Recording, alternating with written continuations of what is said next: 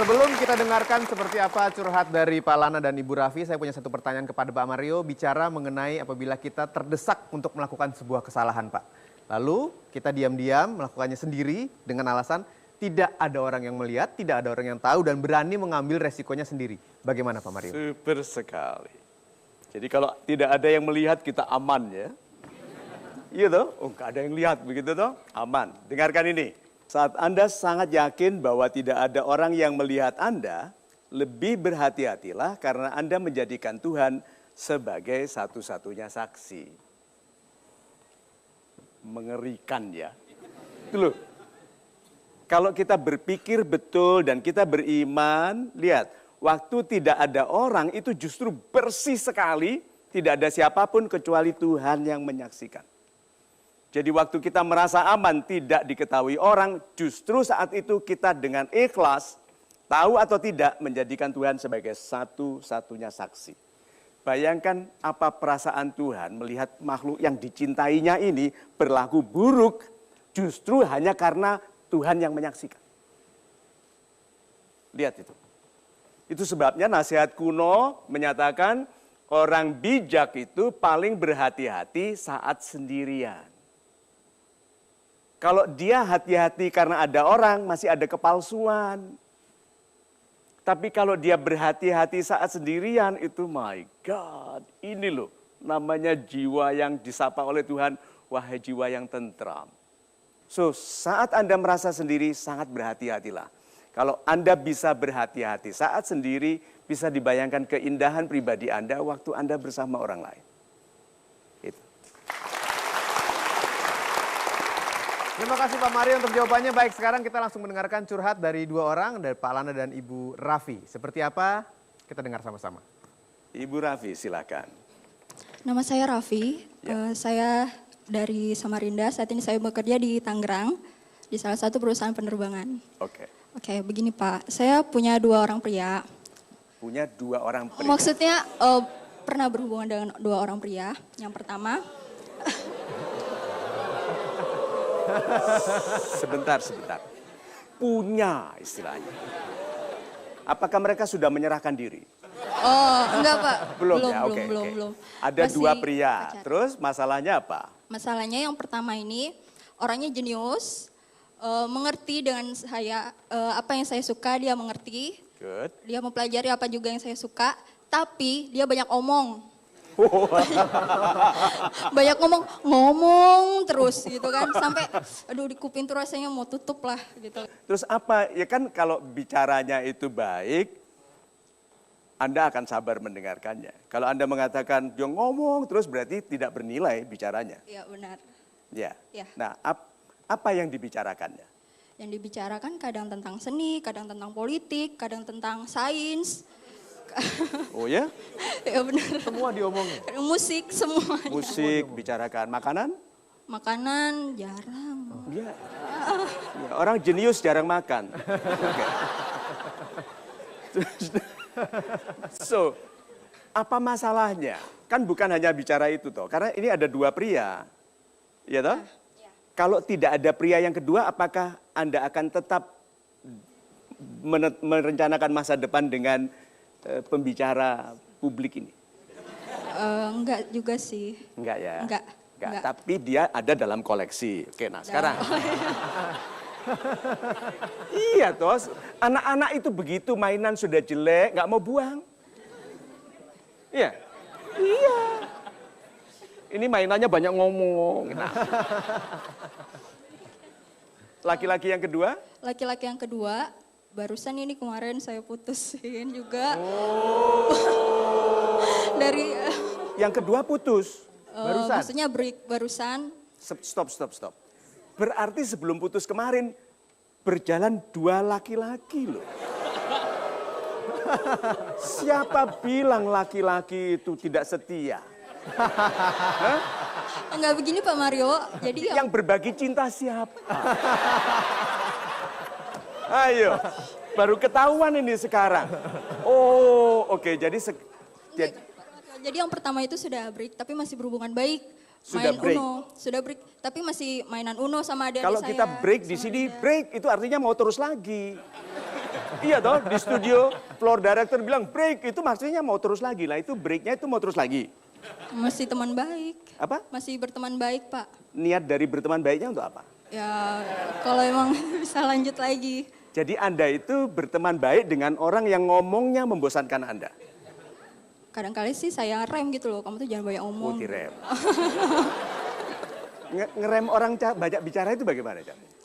Ngomongnya yang penting-penting aja gitu. Stop in the name of love.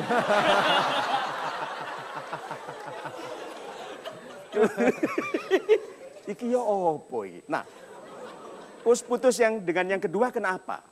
Yang kedua itu kita sudah mau, orang tua dia udah mau ke Samarinda untuk ngelamar gitu ya Pak ya. Namun karena pada saat itu saya tidak ikut ke rumah dia, ada acara di rumah dia karena pekerjaan saya yang sibuk, akhirnya saya nggak ikut gitu.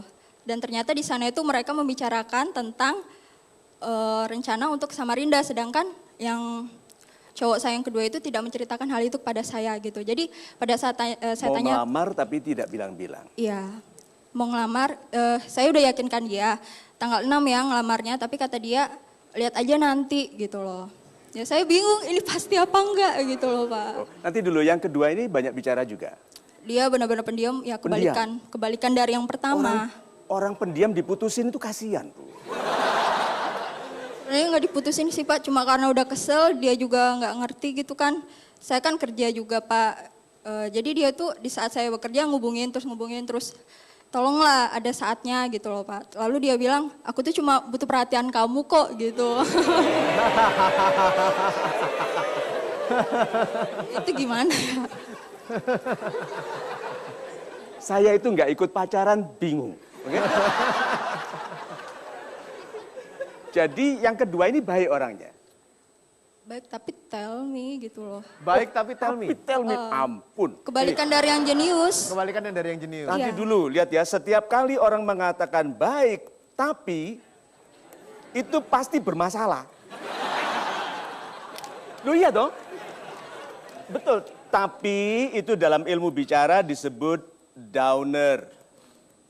Penurun. Kenapa kok tell me? Apa tanda-tandanya dia tell me? Tiap kali saya cerita gitu dia, apa tadi maksudnya gitu.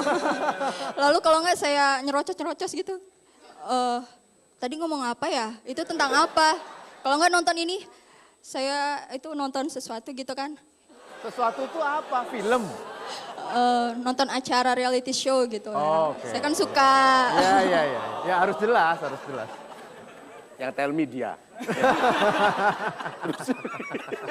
Jadi sebetulnya yang cocok itu adalah pacar yang pertama dengan pacar kedua. Nggak ada itu Pak. Dua-duanya Gimana Pak? laki-laki, Pak. Yang satu banyak Belum bicara, ada, satu belum ada. pendiam. Gimana itu Pak? Bagaimana? Kalau nggak ada dua-duanya, belum ada maksudnya. Supaya ada gimana Pak? Loh ini mau yang ketiga. Oh my God. Yang satu belum betul-betul putus.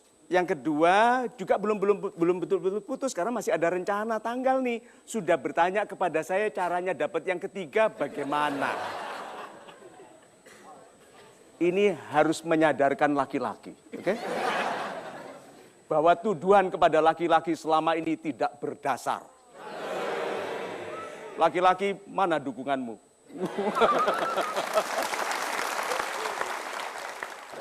Wanita yang sering gagal itu harus memeriksa ketepatannya dalam memilih.